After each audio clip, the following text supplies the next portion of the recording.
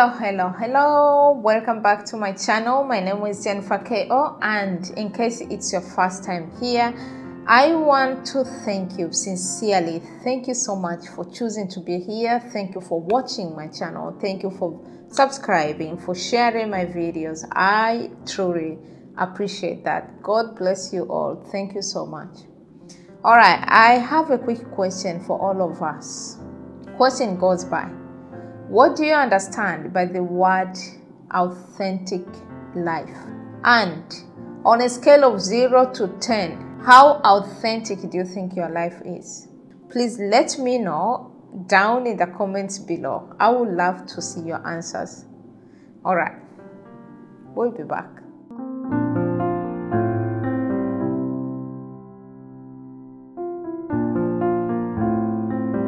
Today we are going to be speaking about conscious living. What does it mean really? As human beings, we have some common traits and characteristics, but our life is shaped by the experiences, and our human experience is shaped by the blend of social, biological, cultural, spiritual, and other individual or personal factors, offering a wide spectrum of how we should live and thrive in this world. So because of our different experiences, different traditions and cultures and beliefs, this is what gives us the experience or those experiences that we experience in life. But who are we? Is there a way that a human being was designed to live? Of course, you might have answers, like scientifically, they will say, no, there is no any predetermined way on how a human being is supposed to live here on earth. However, when you come in religions, I'm not sure about other religions, but I know for my religion as a Christian, I know that for us, we have a predetermined way of how we're supposed to live. I'm not going to speak about that now, but I just want to speak on how we can find authentic life, regardless of everything. Because sometimes, as it says in history, you probably remember or understand that a human has a different history where a human came from. So they have their own understanding of where a human being came from. Biological, we have a different perception of how human being existence came in. You might understand that in different aspects, like in history, a human experience or human existence came from different things. In scientific, a human existence came from something else. Also in religion, we have a different understanding of where human existence comes from. So they might be confusing, and it's quite unfortunate that there is no proper structure, or there were no guideline of how, when we came into this world, that we found that can raise up for us to understand how we are supposed to live here on earth. We know we have a set of a system that was set, following formal education on what we're supposed to go through. Between this age and this age, you're supposed to be in school. Between that age and this age, you're supposed to. So it's kind of systematic thing, or systematic or programmed system of how a human being is supposed to live. But truly, is that how we're supposed to live? Is that what life is all about? If you're someone like me that wants to explore things and know things about around you, or also about yourself, I want to introduce you to something called conscious living. What is conscious living? Conscious living, this is the type of living that approaches life intentionally. What do I mean by intentional? So if you do anything intentional, or if you approach anything intentional, it involves about being present, being aware of yourself and your surroundings. So intentional living, it doesn't only involve or only consider about you. It considers also what surrounds you.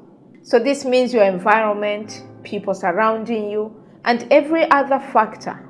So intentional living is a type of living of when you make choices. You are aware of your choices, actions, values, beliefs, passions, desires, and how they impact you and those that surround you, including environment and other people. So in intentional living, it's the type of life of really where you make everything by using your 5 common senses and making them aware on every stage. There is no place or there is no way that you move unconsciously. That means you are also aware that every actions bring results. Like every act you take brings results. And you understand that those results might bring impact. And those impacts might be negative or might be positive. And if they are negative, you also need to be aware that there might be consequences. So in living a conscious life is when you approach everything that you do with understanding, deeper understanding of how such thing or how that thing is going to affect not only you, but others and the environment surrounding you as well. By you living a conscious living, there's some few key things that you need, or maybe principles that can guide you to live a conscious living. And the first one is mindfulness and presence. So you really need to be mindful of all your ways, of all your actions, of everything that you do, of your beliefs. You need to be mindful or be aware of your choices, of your desires, of your passions, of everything about you. But also you need to be present. So also this will encourage you to live in a moment. Instead of dwelling in the past or worry about the future, you're supposed to live in the moment so you do not miss this moment of now. The other principle is about personal growth and self-awareness. So this will give you, because by the time you are in this space of conscious living, you'll be forced to understand yourself, knowing you. That includes knowing your strengths, your weaknesses, your beliefs, your passions, everything about you, your values. Because these are the things that guides you in making proper decisions and choices. Self-development is very important as a human being. Remember, we grow, we evolve every time. As we are today, we are not going to be the same tomorrow or next year. So we're supposed to grow as the world grows too. Things changes, technologies changes, everything surrounding us, and so we're supposed to change. Another key principle is about connection and relationships. In building relationships, because you understand as a human being, we depend on one another. There is no way that you can function effectively only by yourself. You depend on other people, depend on something else, and that's why we are all in different categories. We are all gifted different gifts, serving one another in different areas. So we need to understand how to build and maintain and keep relationships and connections. How do we make positive connections? How do we build positive relationships? What do they mean to us? Again, this will take us back to our values, our understanding, and personal beliefs. These are the key things that will help us even in building relationships, even in making those connections. It's really important for us to understand as human beings, it's not just about this systematic program, that has been there. That's not what all life is all about. Life is wider, is bigger more than that. So I want to encourage you to look or take a close look, about this life. Another key principle is well-being. So you need to have understanding. This again will take you back to self-awareness, because you need to have understanding of how you function I actually spoke about this topic in my last class, but it was in Swahili language. It was tremendous. It was amazing. I will have a look if I can make that class again in English language. But for those who understand Swahili, please have a look. I spoke about this. How are you supposed to function as a human being? Do you really have a full understanding of how you are supposed to function here on earth? Because when you know that, then your well-being will be good. Remember, your well-being involves three things: your physical body, your mind, and your spirit, and emotions as well.